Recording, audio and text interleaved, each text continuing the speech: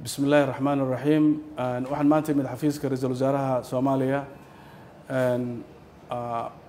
anigoo casuumaad ka ra'iisul wasaaraha xafiiskiisa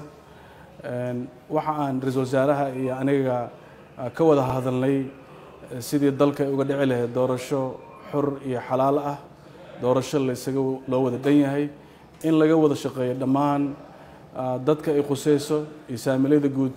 in doorashada ay noqoto mid lagu kalsoon yahay Soomaalidu dhan meel ka soo jaan qayb ka yihiin waxaan kaloo isla soo hadal qaadnay inay lama horaan tahay in dawladda federaalka ah ama mas'uuliyiinta federaalka dawladda ah inay fududeeyaan in doorashadaas ay dhacdo xilligeedana ay ku dhacdo waxaan aad iyo aad uga mahad celinayaa ra'iisul wasaaraha